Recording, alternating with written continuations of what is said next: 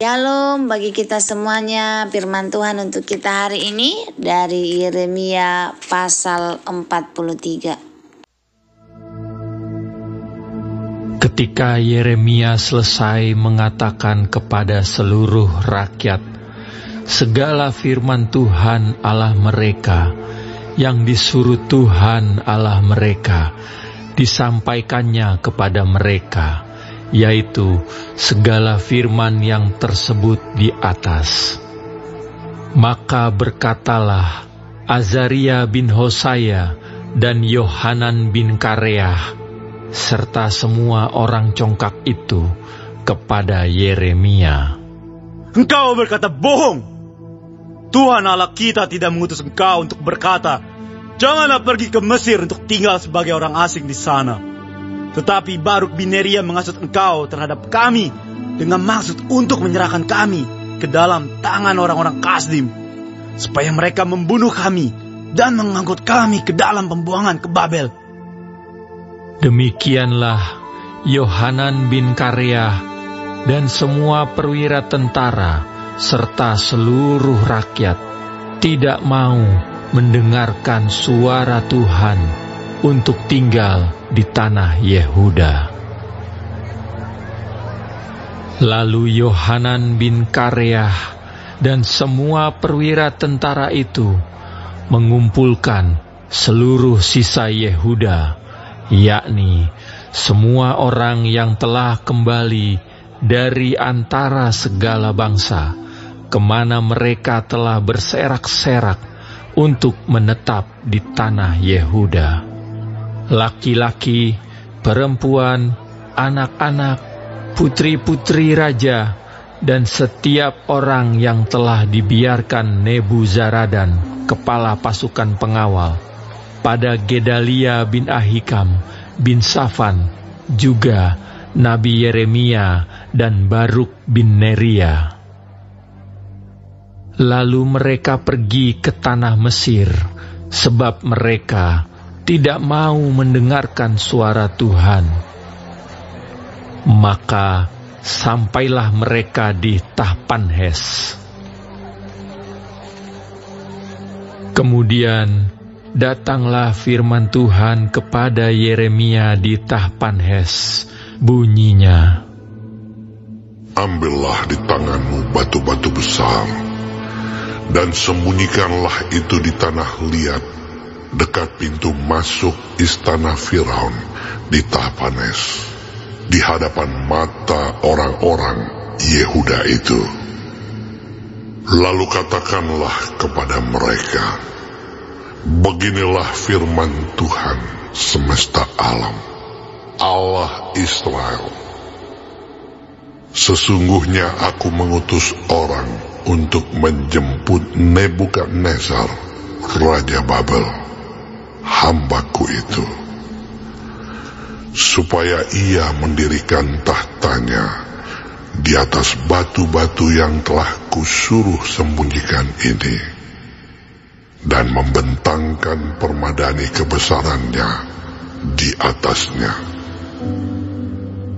Dan apabila ia datang, ia akan memukul tanah Mesir.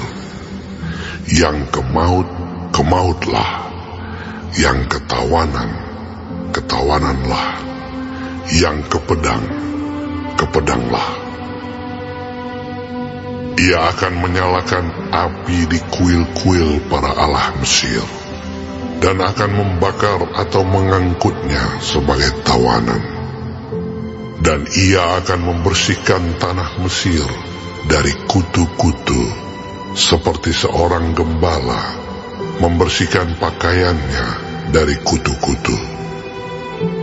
Kemudian ia akan pergi dari sana tanpa gangguan.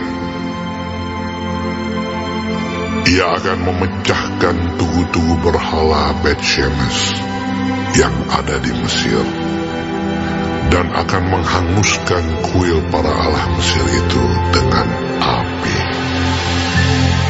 Saudaraku yang diberkati Tuhan, firman Tuhan yang sudah kita dengarkan dari Yeremia 43, kita akan mendengarkan penjelasannya.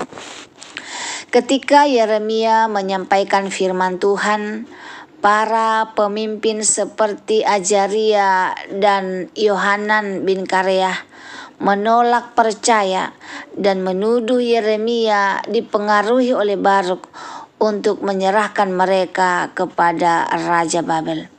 Dan mereka dengan keras kepala tidak mau mendengarkan suara Tuhan dan tetap memilih untuk pergi ke Mesir. Mereka membawa serta Yeremia dan Baruk ke Tahpanhes. Setelah itu Tuhan kembali berbicara kepada Yeremia di Mesir. Ia diperintahkan untuk menyembunyikan batu-batu besar di dekat pintu masuk istana Firaun sebagai tanda bahwa Nebukadnezar, Raja Babel, akan datang dan menaklukkan Mesir. Selanjutnya nubuatan penghancuran Mesir disampaikan. Nebukadnezar akan mengalahkan Mesir, membawa penduduk ke pembuangan, membakar kuil-kuil dewa Mesir, dan menghancurkan patung-patung mereka.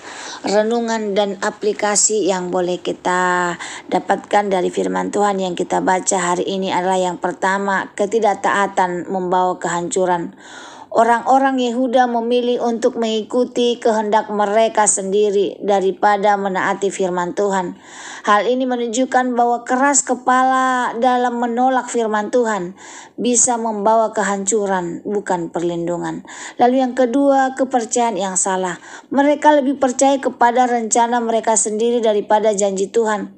Ini menjadi peringatan bagi kita untuk tidak hanya mencari Tuhan ketika kita butuh, tetapi juga untuk benar-benar menaatinya, bahkan ketika kehendaknya tampak tidak sesuai dengan keinginan kita. Yang ketiga, Tuhan berdaulat atas segala bangsa. Meskipun Mesir adalah negara yang kuat, Tuhan tetap berkuasa atasnya. Nebukadnezar disebut sebagai hambaku, yang berarti Tuhan dapat menggunakan siapa saja, bahkan raja kafir, untuk melaksanakan kehendaknya. Yang terakhir, jangan lari dari kehendak Tuhan. Bangsa Yehuda melarikan diri dari Mesir untuk menghindari kehancuran, tetapi justru di sana mereka akan mengalami hukuman Tuhan. Ini mengingatkan kita bahwa solusi manusia seringkali berlawanan dengan rencana Tuhan, dan hanya dengan menaati Tuhan kita bisa mendapatkan perlindungan yang sejati. Kesimpulan firman Tuhan untuk kita hari ini dari Yeremia pasal 43. Ketaatan kepada Tuhan adalah kunci kehidupan yang aman dan penuh berkat. Jika kita lebih percaya pada rencana sendiri daripada rencana Tuhan, kita bisa jatuh ke dalam kehancuran yang tidak perlu. Semoga firman Tuhan menjadi berkat bagi kita, dan mari kita percaya akan rencana Tuhan dalam kehidupan kita. Semoga kita selalu bersukacita di dalam nama Tuhan. Semoga firman Tuhan hari ini menjadi berkat bagi kita. Jika saudaraku merasa terberkati dengan firman Tuhan ini, boleh like, komen, dan share, sehingga semakin banyak umat-umat Tuhan yang akan merasa terberkati, dan kamu dan kita akan selalu mendengarkan firman Tuhan setiap hari. Terima kasih, Tuhan Yesus memberkati.